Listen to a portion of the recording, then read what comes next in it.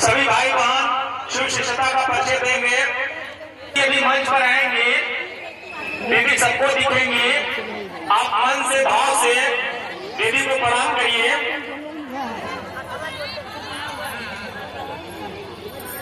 हम लोग परम सौभाग्यशाली हैं जो हम लोगों के बीच में, हम लोगों के चंदौली जिले में हमारी दीदी पढ़ा रही है। हम लोगों का परम सौभाग्य उदय हुआ है जो आज दीदी को सुनने का अवसर हमें आपको प्राप्त होगा। जो भाई बहन जहां बैठे हुए हैं एकाग्रचित होकर, शांतचित होकर बैठने का कार्य करें। जितने भी वॉलंटियर गण हैं कृपया अपना ड्यूटी करें, बैठना नहीं है वॉलंटियर गण को। वॉलंटियर गण कृपया खड़े होकर अपना ड्यूटी करें, कोई भी एरिया में नहीं घूमेगा। और जो रास्ता पर लोग घूम रहे हैं अपना अपना ड्यूटी आपका जहां जहां है तहां आप लोग उसको देखिए। अब दीदी आ चुकी है, दीदी महादेव साहब दीदी को माल्यार्पण करेंगे। आप लोग भी मन से, दिल से, आत्मा से दीदी से प्रणाम कर लीजिए। माल्यार्पण हो गया कि नहीं?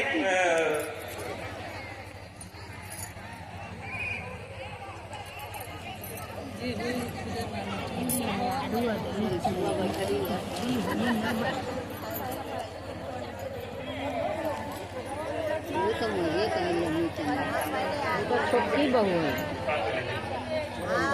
बड़की आदमी वहाँ। तो मैं अपने विचारों को एक बार ध्यान देते हुए परम पूज्य पिता परमेश्वर श्री गुरु महादेव जी के चरणों में प्रणाम करता हूँ। पिता श्री साहेब हरेंद्रानंद जी के चरणों में प्रणाम करता हूँ। माता नीलमानंद जी के चरणों में प्रणाम करता हूँ। और यहाँ पर उपस्थित दी गई है, चाहे गुरु भाई हो चाहे गुरु बहन हो, अपनी ड्यूटी अपने महादेव के लिए, साहब दीदी के लिए करेंगे।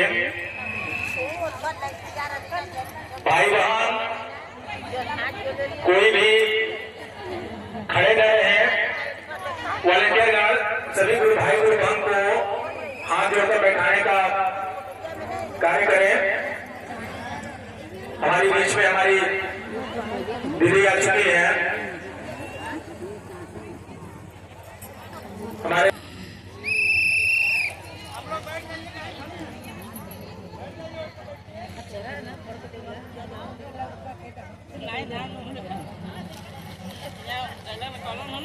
हेलो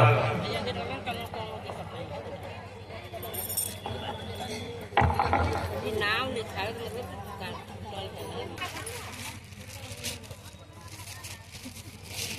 उनके डेरा पर थोड़ा सा उनकी बात सुन लिया जाए। है शिव के गुरु माने कारण क्या थी?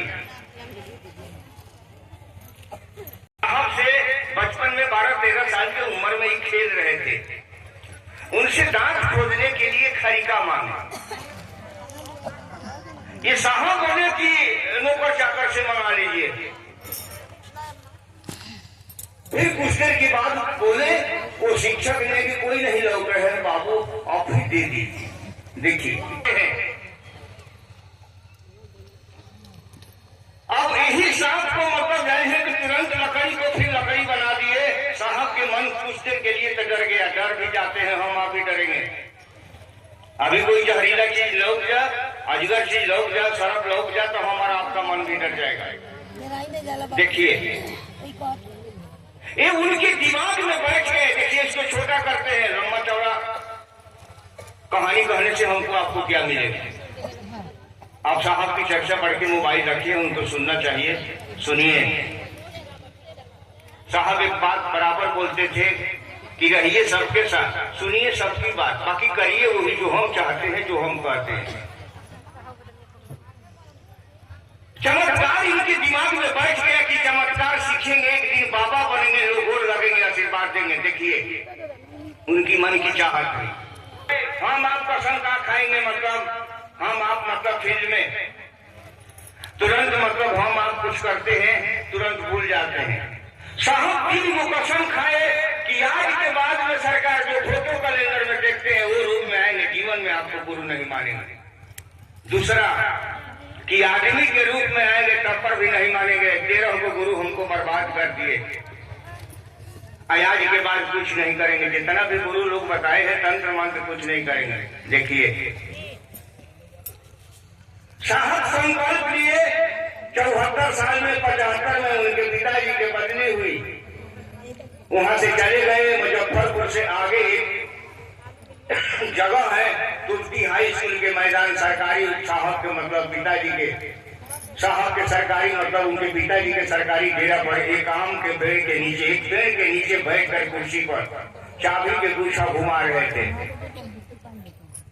उनके हाथ से निकलकर जमीन पर गिरा और वही झुक के उठा रहे थे। जो ही झुक के उठाए उनके सांस की गति पर नमः चढ़ा और शिवाय में उतरा। साहब भोजपुरी में बोले इरी इरी इकरी की खोजत रहनी। साहब बोले कि मेरी माँ अंदर से बोली कहाँ भुलाई रहे।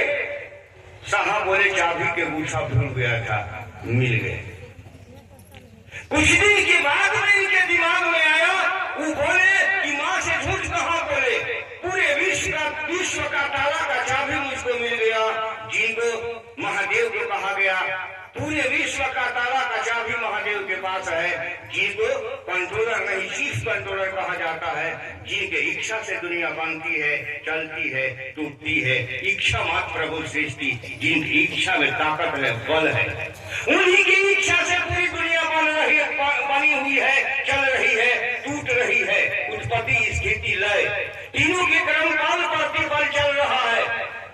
आप बताइए कि हमको आपको मतलब 15 साल उस समय में बीत गया, 8 साल कोई नहीं धरती पर कोई से बताए। एगो दीदी के छोड़कर, नीलम दीदी को छोड़कर कोई को नहीं बताए थे कि शिव गुरु होते हैं। 23 साल बीत गया। साहब जब ये बताना शुरू किए कुछ की, उनके साथ रहने वाले कुछ लोग शमशानी आदमी, उनके साथ शमशान में आने जाने वाला कुछ साथी उनको मिल गए कि वही लड़का आया है जो पहले शमशान में हम लोगों को मिला था, चलिए उसे भेंट किया जाए। जब साहब गए तो कहे कि अभी भी शमशान आप लोग जाते हैं क्या? अतः जी लग गया है तो क्या करें, हम लोग अभी जाते आते हैं। तो अभी तो कुछ मिला, अतः कुछ नहीं मिला, अभी आदत लग गई है तो क्या करें। साहब एक रिश्ता बढ़ाकर कहे नहीं देखते हैं कि हे महादेव आप मेरे गुरु है। और विश्वास से मानिए, लोग कहते हैं पूजा पाठ के दुनिया में श्रद्धा विश्वास समर्पण, हमारे आपके अंदर श्रद्धा विश्वास समर्पण है। साहब को इतना गुरु ठग लिए, उन पर मतलब उनके पास श्रद्धा ना विश्वास न समर्पण कुछ नहीं था। उनके महादेव गुरु हुए कि नहीं हुए, उनको बढ़ाए कि नहीं महादेव। वही मध्यपुरा की धरती पर साहब श्री हरिद्राराम सिंहेश्वर मंदिर श्रीनिधि से का स्थापित कर शिवलिंग 1984 साल में मतलब प्रसाद खिलाए हैं महादेव को, जो किताब में लिखी हुई है अनिमिला पर में, कि वहां के लोग जब इनके डेरा पर प्रसाद चढ़ाने को उठ जाता था, कैलाश से बेलपत्र आना जाना शुरू हो गया तो लोग इनसे सीनियर अफसर लोग हाला हुआ कि साहब के डेरा में ऐसा होता है। एक तब वो लोग बोले कि श्रीनिधि इसी के स्थापित कर शिवलिंग है, वहां प्रेत नहीं जा सकता है। साहब बोले चलिए, तैश में बात हो रही थी। साहब बोले कि महेंद्रा जीप मिली हुई थी, इनसे 5-6 गो सीनियर अफसर भी थे। साहब बोले कि चलिए, गाड़ी पर बैठे चल दिए, यहाँ तक डेरा पर आके दीदी के कपड़ा भी नहीं बदलने दिए। कितना दूर है, चलिए ना सिंहेश्वर मंदिर चलते हैं, कुछ काम है। दीदी से बताया भी नहीं, बताए नहीं। वहां जाने पर साहब बोले कि 20 रुपए एक आदमी को दिए, 20 रुपए में काला जामुन जो हमको आपको रसगुल्ला जो मिलता है, 50 को रसगुल्ला मिला था नेकिया में का के हड़िया में, 2 बर्तन में 25-25 करके ले आए लोग। साहब बोले कि वही जो लोग बयान बोल रहे थे, इनसे सीनियर लोग थे, उन्हीं लोग से कहे कि सर आप थाली में प्रसाद को मतलब लगाइए, बढ़िया से सजाइए, इसके लिए तो बहुत बड़ा थाल की जरूरत पड़ेगी। पुजेरी लोग एगो बड़ा थाल लाए। यहाँ पर पुजेरी लोग बोले कि देखिए 40 वर्ष से मंदिर में हम लोग पूजा कर रहे हैं, सब कुछ कर रहे हैं, एक लौंडा छंदा आए हैं महादेव को प्रसाद पिलाने के लिए। अच्छा चलिए इसका हम लोग तमाशा देखते हैं क्या करता है जादूगर। देखिए दुनिया बयान बोलती है, वहाँ अभी भी जाइएगा तो कम से कम 200-500 की भीड़ रहती है, जिसे काशी विश्वनाथ में भीड़ लगती है। तो आप साहब बोले कि मंदिर में अपने नहीं गए, दूसरे आदमी से भेजिए कि लिंग के दहिने साइड में को लिखे हैं। हमको आपको किताब को मतलब पढ़ना चाहिए और लिखना चाहिए, और जो भी जिज्ञासा मन में है दीदी से प्रश्न करिएगा। हम लोग भी सुनने के लिए ही आए हैं, और आप खुद से प्रार्थना करेंगे, शांत चित्त होकर सुनने का प्रयास करें। चलिए, केवल किसका हबीब होता है, अपना अपना नसीब होता है। पार होती है उसी की कश्ती जो गुरु के करीब होता है। जिनके गुरु हो जाएंगे शिव, उनके दुनिया में क्या की कमी है। बिन मांगे ही सब कुछ मिलेगा, मांगने की जरूरत नहीं है। चलिए, यही बात तिवारी साहब दीदी के चरण में अपने बात को बयान देते हुए रखते हुए सभी भाई बहन के चरण में मंगल जी के प्रणाम है। कम से कम मेरा प्रणाम को अपने चरणों। आस्थानीय गुरु भाई जो भी है आयोजक मंडल के, उनसे निवेदन है कि आप मंच पर आए और अपने हाथों से दीदी को पुष्प माला अर्पण करने का प्रयास करें।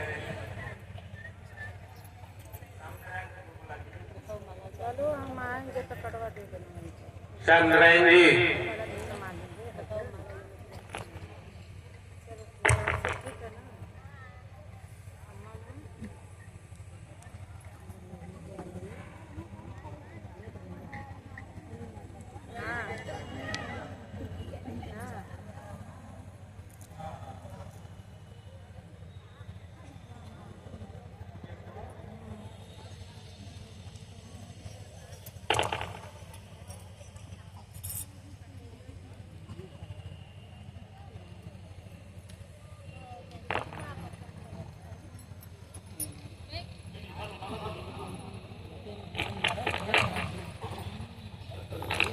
और महादेव की तस्वीर जहाँ रखे थे, घर में पूजा करते थे, वहीं पर उसको लंबा करके सुला दिया। सुला के अगरबत्ती बार के दिया बार के, और रोज बिना 15 दिन में दिन को जाते थे चर्चा बताने के लिए बस्ती सबके। जो माँ के बेटा बेहोश पड़े 15 दिन से, और हम लोगों को बोलते थे कि महादेव दया करता है। हम बोले हाँ, महादेव हमको इतना सुंदर दया किया है, इतना हमको दया मिला, आपको नहीं मिल सकता है। आप मान कर देखिए तो मन में ये विश्वास था कि हमको न मिला, आपको तो मिले। ये सोच लोगों को कहते थे। और शाम को घर जब लौटते तो फिर अगरबत्ती जला के महादेव के सामने बैठ के होते कि काश बच्चा को ठीक कर देता, काश ठीक हो जाता। 15 दिन बीत गया, महादेव महादेव करते रह गए, महादेव दया करिए, महादेव दया करिए। बच्चा होश नहीं आया, आंख नहीं खोला। 15 दिन घर में चूल्हा भी नहीं जला। मेरे पति और हम बेटी था, खानदान में एक लौटा लड़का हुआ था। एक दिन रात में महादेव को बोले कि अगर मेरे नसीब में बेटा नहीं है तो ले जाएंगे, लेकिन अगर ससुराल वाला हमको खोजेगा कि मेरा पोता कहाँ गया, तो हम बोलेंगे नानी घर गया है। अगर नानी घर खोजेगा नाती कहाँ गया, तो दादी घर गया है। बहाना कर देंगे, आप ले जाइए इसको। लेकिन शिष्य पूछेगा कि दीदी आपका बेटा कहाँ गया, तो उसको हम क्या बोलेंगे? आप हमको बताइए महादेव। या तो हमको ऐसे गांव में रख दीजिए जहाँ आपके बात करेंगे तो लोग हमसे बेटा के बारे में नहीं पूछेगा, या तो फिर उसको ले जाइए, मेरा नसीब में नहीं है। तो उस दिन जानते हैं एक आवाज आया, हम नहीं जानते थे साहब से दया मांगता है बोलते, महादेव से ही मांगते थे। एक आवाज आया रात में, बोला अगरबत्ती हाथ में लेके बैठे हैं और बोल रहा है कि आप हरिंदर से क्यों नहीं पुकार रहे? तो हम मेरे पति को बोले कि देखिए ना, ऐसा ऐसा आवाज आया कि हरिंदर को पुकारो। जो फोटो को पूजा कर रहे हैं लीलम दीदी हरिंदर साहब, उनको तो नहीं बोला पुकारो। फिर उस दिन से दिन को जाते थे चर्चा करने, और रात को आके हरिंदर साहब दया करिए ना, हरिंदर साहब दया करिए। बोलना भी नहीं जाता था कि क्या बोले। दया मांगे साहब से 5 दिन। 5 दिन के बाद में साहब 3 बज गया था, 4 बजने ही वाला था। सफेद पजामा कुर्ता पहने, काला टोपी पहने हुए साहब, प्रकाश भरे शरीर में, दरवाजा के भीतर दरवाजा बंद ही था। और जिसका बेटा 15 दिन से पड़ल है, वो माँ की नींद कहाँ आएगा? और अगरबत्ती हाथ में जलाए बैठे थे बच्चा के लाश के पास में कि साहब प्रवेश हुए। साहब कुछ कहे नहीं, अब आए अंदर में,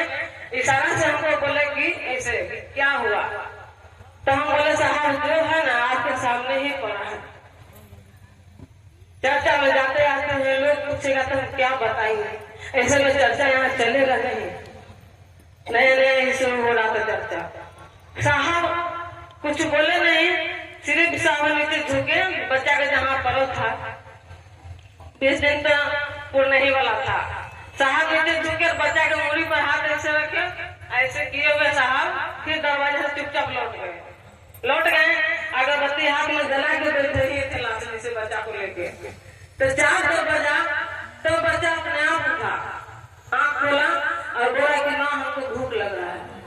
घर में चूल्हा जला ही नहीं था, खाना खा ही नहीं, माँ बाप को खाना घोटाएगा।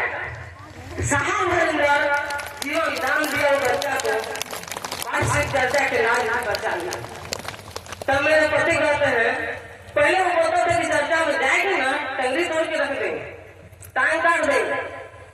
जब बच्चा के जीवन दान मिल गया, बच्चा उठा, 15 दिन इधर महादेव किए, 5 दिन साहब को पुकारे तो साहब दीदी आए और बच्चा को जीवन दान दिया। जब बच्चा उठा ना तो कमजोर था, न लज्जा था शरीर से, ताकतवर जैसे उठा। छोटा साइकिल था उसका, साइकिल लेकर चलाने दौड़ के भाग गया। पड़ोसी घर से जाके बासी भात मांग के लाके बच्चा को नमक डाल के खिलाए। और उस दिन से मेरा पति बोले कि नहीं, आज के बाद जो कुछ भी हो जाएगा, नौकरी भी छोड़ जाए तो साहब के काम हम लोग दोनों मिल के करेंगे। और उस दिन से महादेव का उड़ीसा में जोर शोर से चला है, आज तक चल ही रहा है। साहब दीदी की दया इतना असीम बरसता है, हमको तो पता ही नहीं था। साहब की दया मेरा जिंदगी बचाया। साहब की दया करोड़ों लोगों की चूल्हा जलाता है, करोड़ों की जिंदगी बचाया है। आप लोग जो बैठे हैं, आप लोग भी अपने आप में सोचिए कि साहब की दया से कितने लोगों का घर आबाद हुआ है कि नहीं हुआ है। साहब दया करते हैं, महादेव सुने या न सुने, लेकिन साहब दीदी सुनते हैं। दीदी माँ वो दयालु है कि देखिए हमको हिम्मत दिया कि आपको ही एक दिन महादेव शिष्य बनाएगा। ये गाल माँ खाए तो गाल को दिखाइए, और हमको चलाने वाली दीदी माँ ही है। और महादेव को तो नहीं जानते हैं, 15 दिन पुकार लिया, महादेव तो आए नहीं, उनसे तो कुछ मिला नहीं। आज हम समझते हैं कि अगर मेरा कोई महादेव है तो साहब हरिंदर है। धरती के महादेव साहब लोग बोलते हैं, वो आसमान के भी महादेव है। उनके इशारा पर भय भी भयभीत होता है, डर भी डरता है, सब कुछ डरता है। साहब कहते हैं ना कि काल भी शिव है, कल भी शिव है माथे पर चंदा, गले में विश्व, रथ में रंगे श्रृंगार भी वही शिव है। और जीवन का उद्धार भी करते हैं शिव, संसार को पालन पोषण करने वाला भी वही शिव है। हम लोग सोचते हैं ना मेरा राम है, मेरा कृष्णा है, मेरा सरस्वती है, मेरा दुर्गा है, लेकिन हम सोचते कि साहब के बिना सब अधूरा है। कोई दुर्गा है, कोई सरस्वती है, लेकिन साहब के इशारे ही सब चलते हैं। यह मैंने देखा। ऐसा नहीं कि हम वेद पुराण लोग पढ़ता है, गीता रामायण पढ़ते हैं, उनसे बातें करिएगा ना इंसान जैसे नहीं लगता है। लेकिन जो शिव की बात करता है, जो साहब सटे हैं, उनसे बात करिए तो लगता है कि हाँ यही शिव है। साहब हम लोग को जीने की कला कैसे सिखाता है, जानकारी नहीं था, आज साहब हम लोग को बताए हैं। और देखिए साहब की दया से बहुत कुछ हम लोग को मिला है, आपको भी मिल सकता है।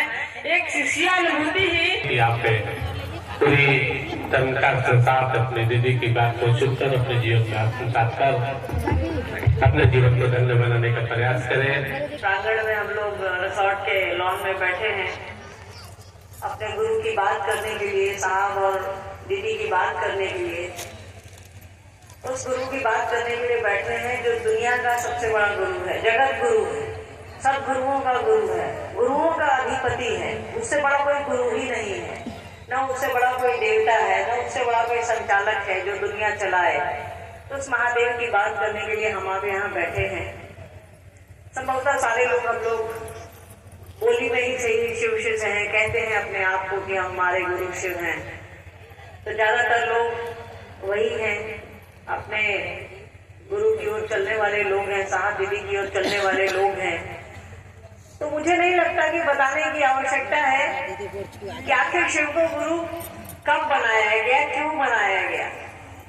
फिर भी देखिए शास्त्र तो कहते हैं, अभी भाई साहब ने बड़ी अच्छी बात करी कि किताबें तो कहती हैं कि भाई शिव गुरु हैं, लोग इससे अनभिज्ञ था, लोग जानता नहीं था। हम आप जानते नहीं थे कि शिव गुरु हैं, तो कैसे उनको अपना गुरु बनाएं। चंदौली जिला में, आपके शहर में, आपके गांव में कोई सबसे अच्छा स्कूल है या सबसे अच्छा मास्टर है, तो उसके यहाँ अपने बच्चे को कैसे भेजें, कैसे पढ़वाएं।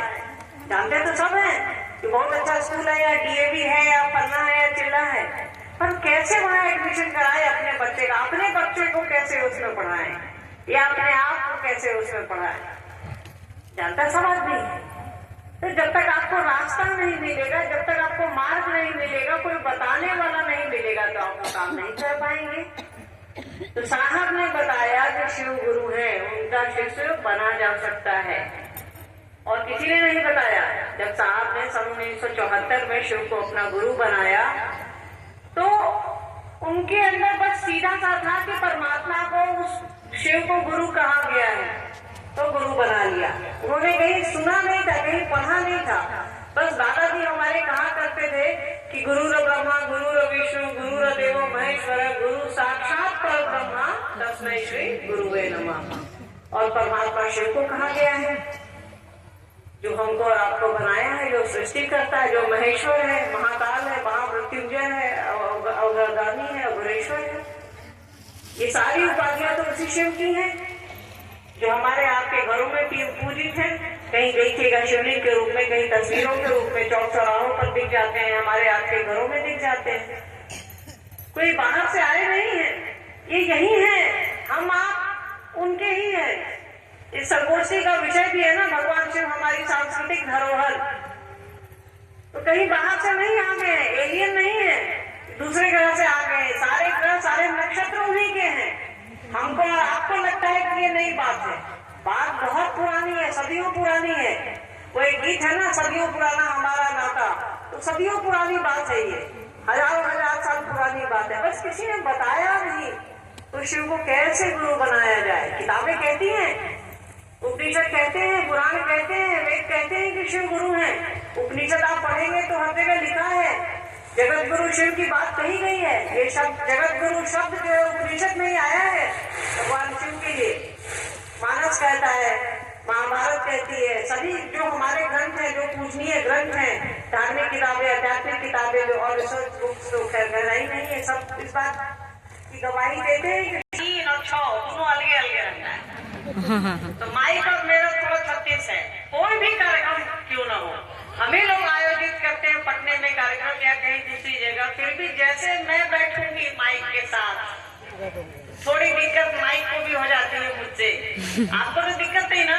नहीं। पक्का ना? और दिक्कत क्या होगी भाई, हम आप साहब दीदी के लोग हैं, महादेव के लोग हैं, जहाँ हैं सब एक साथ रहते हैं। शरीर एक साथ रहे या न रहे, मन तो एक साथ है ना। तो साहब ने कहा कि पहला सूत्र है, शिव को अपना समझिए। हे शिव, आप मेरे गुरु हैं, मैं आपका शिष्य हूँ, मुझ शिष्य पर दया करिए। तो जिससे लगन लग जाएगी, जिससे प्रेम हो जाएगा, उसकी बात भी करेंगे। मायके जाते हैं, पति की बड़ाई करते हैं कि नहीं, कितना झगड़ा हो जाए, नहीं कहते हैं कि झगड़ के आए हैं। ज्यादातर जगहों पे ऐसे पति पत्नी का रिश्ता ऐसा ही झगड़ा होता ही रहता है, बड़ा नहीं होना चाहिए। फिर भी हम लोग बड़ाई करते हैं कि नहीं सब ठीक है। क्यों? लगन लग गई है, प्रेम हो गया है किसी भी रिश्ते में। आपको अगर लाल रंग की साड़ी पसंद है, कोई कहेगा लाल पहन लिए अजीब लग रहा है, तो भी आपको लगेगा अरे भाई हमको तो पसंद है ना। तो आपको कोई चीज पसंद आ जाए तो वो आपकी हो जाती है, आपको अच्छा लगने लगता है। वैसे ही शिव आपको अच्छे लगने लगेंगे, वो आपके हो जाएंगे, तो उनकी बड़ाई भी आप कर लीजिएगा। जो दूसरा सूत्र है हमारा, दूसरों को, दूसरा सूत्र क्या है? दूसरों को बताइए कि शिव मेरे गुरु हैं, आपके भी हो सकते हैं। और तीसरा है नमः शिवाय से प्रणाम करने की कोशिश करनी है हमको और आपको। तो जिसको अपना समझिएगा उसको याद ही कर लीजिएगा। अभी आप आए हैं तो आपको मालूम होगा कि भाई घर पे तो खाना बना के आए हैं, बच्चा सब खाएगा कि नहीं खाएगा, ध्यान तो लगा रहेगा। वही है याद में रखना, उस गुरु को याद में रखना। नमः शिवाय से प्रणाम भी उसको याद करने की ही कोशिश है। यही 3 बातें हैं, इसके अलावा तो कोई चौथी बात है नहीं, कोई चौथा काम नहीं है हमारा आपका। कुछ जिज्ञासाएं आई हैं। अभी कल सब लोग आए थे, यहाँ के आयोजक लोग, तो भाई मुझको तो डरा रखे हैं कि बहुत सारी जिज्ञासाएं आपसे पूछी जाएंगी। महादेव की दया और साहब दीदी का आशीर्वाद चाहिए। साउथ भाई ये पढ़ा जाए, आप पढ़िए। किसी को एक जिज्ञासा है, शिव शिष्टा में रजिस्ट्रेशन का क्या उद्देश्य है, महत्व है? देखिए, कुछ दो बात समझिए। आप यहाँ आए हैं, आप यहाँ प्रेम से आए हैं, प्रेम के लिए आए हैं। महादेव से प्रेम है, साहब दीदी से प्रेम है। आने में 2 रुपया खर्च हुआ होगा, तो दोनों दो बातें हैं, समझ रही है?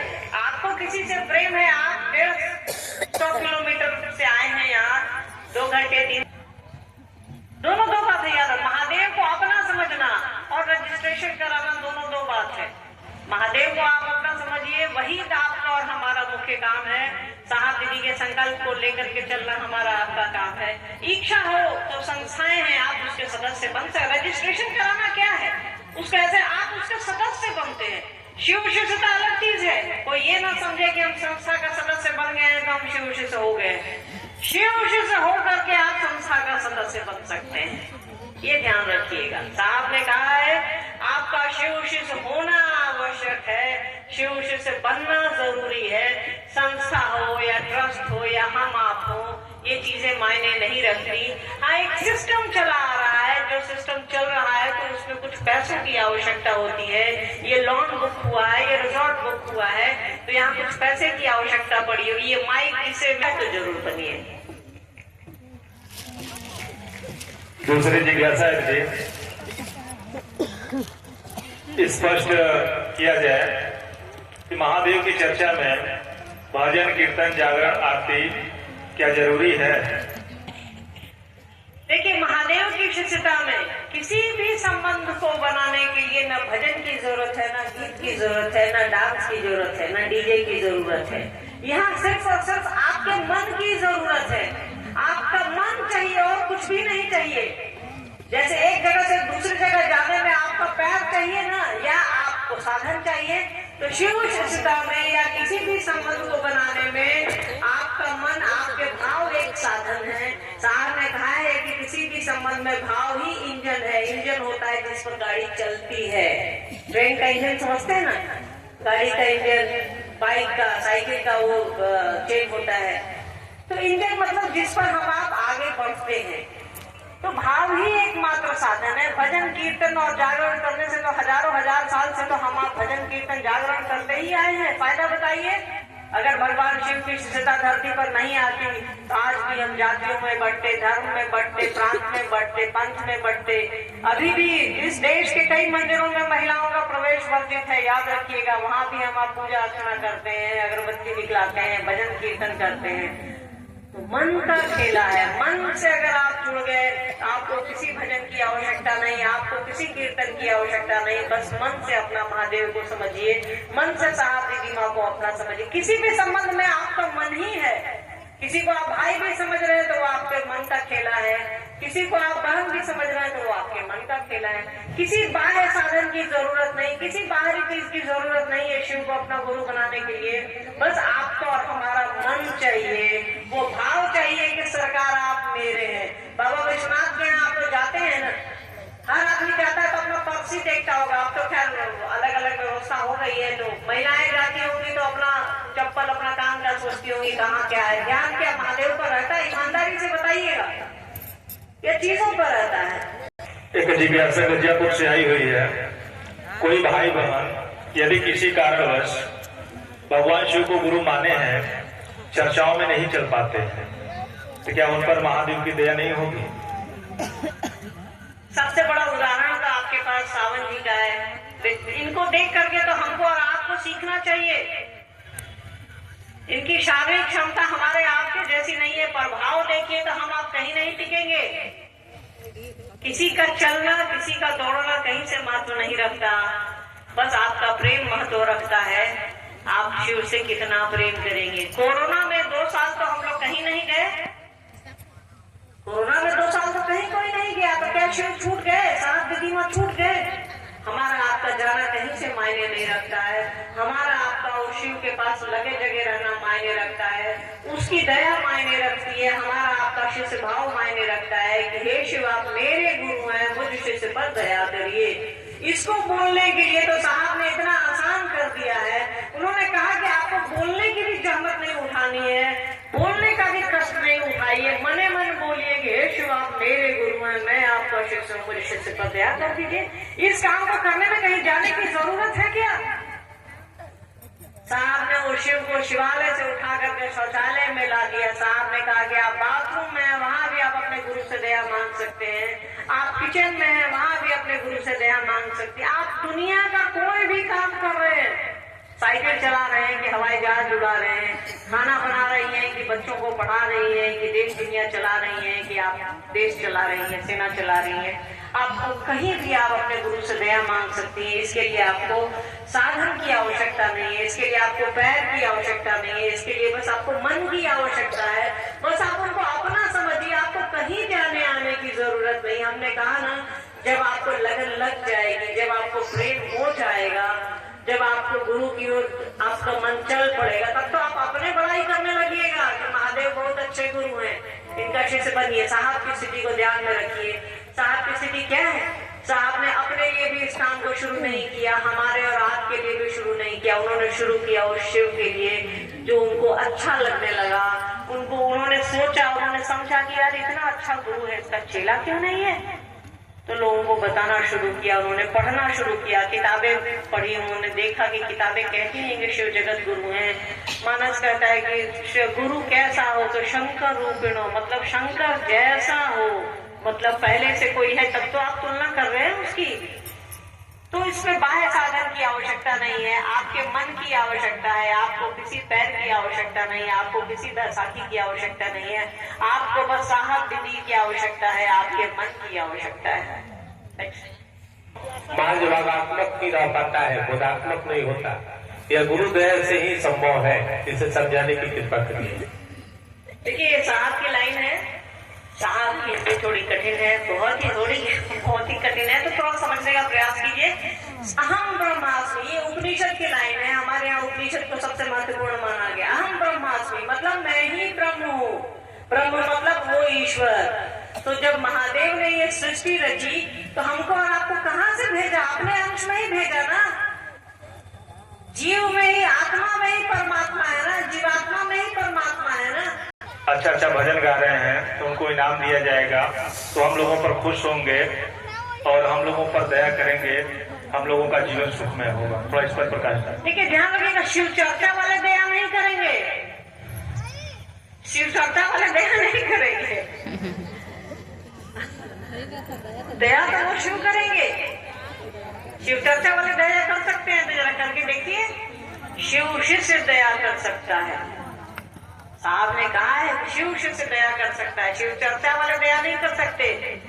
और जो पैसा ले रहा है, इनाम ले रहा है, भाई आप लेना बंद कर दीजिए ना, लोग देना बंद कर देगा। आप देना, आप लीजिए, कोई आप लीजिएगा तब तो आप लोग पैसे देगा। आप मांगना बंद कर दीजिए, लोग देना बंद कर देंगे। हम लोग डीजे वाले तो है नहीं कि डांस कर लिया, डीजे बजा लिया, पैसा ले लिया। अरे महादेव के चेला है यार, दुनिया के सबसे बड़े गुरु के चेला है, थोड़ा सम्मान करना चाहिए। ऐसे कैसे किसी से पैसा ले लेंगे? दया होगी गुरु की तो दया गुरु देंगे, साहब दीदी देंगे, ऐसे कैसे किसी से पैसा ले लेंगे? एक सम्मान बचाए रखिए। सबसे अच्छे स्कूल का विद्यार्थी का भी एक लेवल रहता है। हम आप दुनिया के सबसे बड़े गुरु के चेला है, एक लेवल बनाइए अपना। अरे महादेव के चेला है, हम ऐसे किसी से पैसा नहीं लेते, मेहनत करेंगे और लेंगे। ठीक है दीदी, कल भी आपसे बहुत बात हुआ।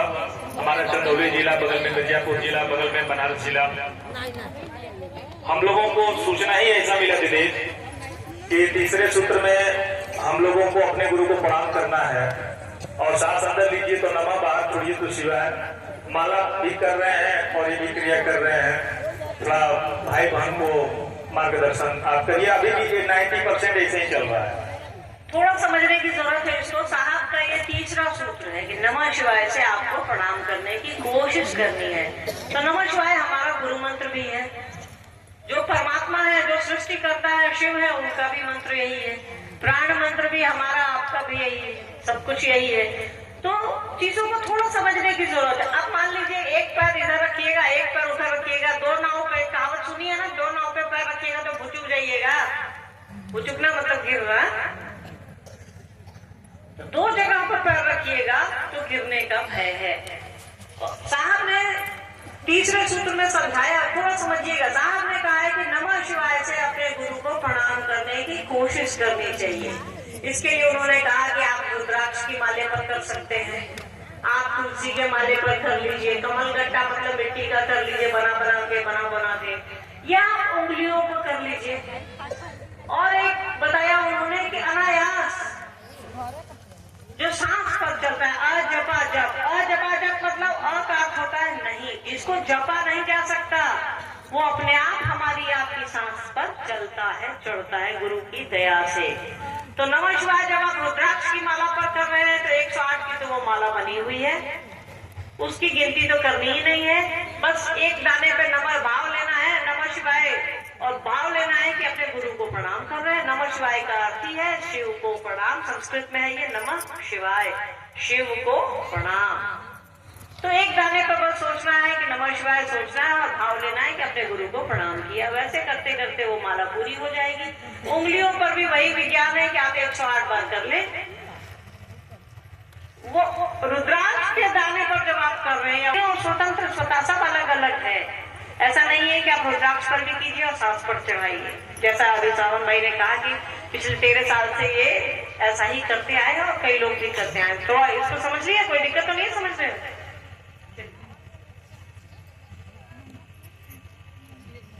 ज्ञान के लिए आपको बस मन की आवश्यकता है, किसी शरीर की आवश्यकता नहीं है। साहब ने शिक्षानुभूति में लिखा है कि किसी भी स्थिति में आप शुरू में तो समझ सकते हैं कि वो साकार है, जो तस्वीरों में दिखते हैं, जो मूर्तियों में दिखते हैं, पर शिव शिष्य के लिए वो निराकार स्थिति ही सर्वोच्च मान्य है। देखिए ये संगोष्ठी है, संगोष्ठी में इससे बड़ी अच्छी बात कोई हो ही नहीं सकती। घोषणा हो जाए हम लोग के लिए बहुत सौभाग्य की बात है। जिन्होंने शिव को अपना गुरु बनाया है उनके लिए भी सौभाग्य की बात है कि शिव उनके गुरु हों। आपके जीवन में इससे अच्छा समय नहीं आया होगा, जिन्होंने भी शिव को अपना गुरु अभी बनाया है, आपके जीवन में इससे बढ़िया समय नहीं आया होगा इससे पहले। विश्वास मानिए, आप देखिएगा, अंतर करिएगा आपका पहले का जीवन और शिव शिष्य बनने के बाद के जीवन में क्या फर्क है, तब आपको लगेगा आपने क्या पाया है। तो जिन लोगों ने भगवान शिव को अपना गुरु बनाया है, शिव का अंतरिक्ष साम्राज्य इसकी घोषणा दर्ज करें।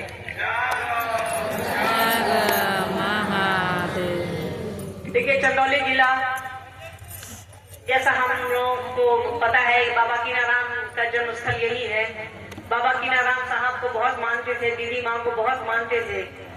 वो हमेशा कहते थे कि यार तुम इतना अच्छा काम करते हो, शिव को धरती पर उतार रहो, इससे बढ़िया काम करने कोई दूसरा नहीं आएगा। तो साहब हमसे और आपसे शिव का काम करवा रहे हैं। धरती पर अभी सुबह में मंडलचा बता रहे थे ना दिन में कि बहुत सारे साधु आए, तो याद रखिएगा हरिंद्रानंद और दीदी नीलमानंद एक ही आए हैं, दूजा कोई नहीं होगा। हमको और आपको शिव देने के लिए वो धरती पर आए हैं। शिव ले लीजिए, लोग बाजार ले जाएगा, हाट ले जाएगा, दुकान ले जाएगा, कहीं और ले जाएगा, शिव की ओर कोई नहीं ले जाएगा। तो शिव की ओर चलने की कोशिश करिए। साहब दीदी माँ की ओर की उंगली पकड़े पकड़े चलिए, वो आपको शिव दे देंगे, शिव की ओर ले जाएंगे। अपने गुरु से दया मांगिए, कुछ भी करना नहीं है, इसमें बस दया मांगना है, मन ही मन कहना है कि आप। चलिए ठीक है, गेट लॉक मत करिए, आप लोग बारी बारी से भाई बहन को निकलने दिया जाए, दीदी का आदेश है। गुरु भाई श्याम नारायण यादव जी आए।